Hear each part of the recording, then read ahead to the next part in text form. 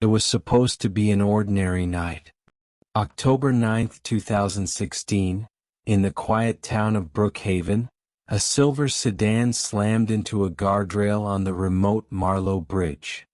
Moments later, the car erupted into flames, burning so fiercely that by the time first responders arrived, nothing inside could be recognized, except for a melted wedding band found near the driver's seat. The car belonged to Thomas Grayson, a loyal employee of Veltrax Industries, one of the town's largest corporations. Thomas was known as a devoted husband, a loving father of two, and a man who never made enemies. Or so everyone thought. The coroner ruled the body as Thomas's. The ring. The dental records, damaged but loosely matching. His family, especially his wife Eva Grayson, was shattered. Plans for a closed-casket funeral began immediately. But just as the earth was about to swallow the coffin, a wild-eyed man, filthy, disheveled, barefoot and trembling, appeared at the edge of the cemetery. He locked eyes with Eva and whispered hoarsely, "Your husband's not dead. They have him. Don't bury the lie." And before anyone could react, he vanished into the woods. The incident rattled Eva to her core. Grief blurred with confusion. Who was the man? Was it the madness of loss? A cruel joke? But something gnawed at her, memories she couldn't shake. In the weeks before the accident, Thomas had grown distant, anxious. He'd once said in passing, "If anything happens to me, promise me you'll ask questions." Promise? Eva started asking. She contacted Alan Price, an independent investigator with a reputation for chasing impossible cases. What he discovered shattered the fragile reality around her. The dental match was inconclusive. Surveillance footage of the crash night was missing. Thomas's employee ID was used to access Veltrax's restricted floors after the time he supposedly died. Thomas wasn't dead. He was missing. Veltrax Industries wasn't just a logistics company as the public believed. Alan uncovered evidence of illegal military-grade research, financial fraud, and human experimentation, buried beneath layers of offshore accounts. Thomas had stumbled onto something he wasn't supposed to see. A secret testing program involving unapproved biotech that could ruin the company and send top executives to prison for life. The solution? Make Thomas disappear. And to sell the lie? Burn a nobody's body in his car, plant the evidence, and leave the world to mourn. The plan was simple. Remove Thomas. Fake his death using the body of a homeless man no one would miss. Control the narrative.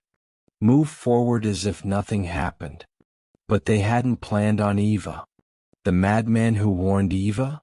A former security contractor from Veltrax, declared mentally unstable after a breakdown inside their hidden facility. He had seen Thomas alive.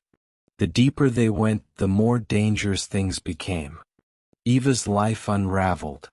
Her home was broken into, nothing stolen, just searched.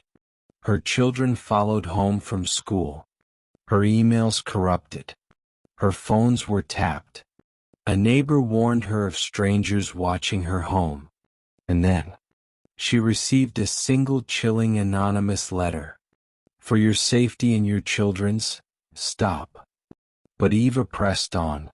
Eva and Alan launched a desperate mission to find Thomas. Following clues from the madman's journals, they tracked Veltrax's secret site to a crumbling paper mill, guarded like a fortress. One person made the difference. Caleb Weston, an old friend of Thomas who worked as external security. Presented with evidence, Caleb broke. He'd believed Thomas was dead. Seeing proof shattered him. Under the cover of darkness, with cameras disabled, Eva, Alan, and Caleb infiltrated the facility. And there, beneath concrete, behind iron doors, they found Thomas, alive. Emaciated, drugged, shackled, barely able to speak, but breathing. The escape wasn't clean. Security was tipped off. A fight broke out. In the chaos, Alan was shot. Thomas was barely conscious. But somehow they made it out. The story exploded in the media. The aftermath sent shockwaves through Brookhaven. Veltrax's crimes were exposed. Several executives vanished overseas. Others were quietly arrested under sealed indictments. But the cost was permanent. Thomas never fully recovered. His mind fractured by months of captivity, forced medication, and psychological manipulation.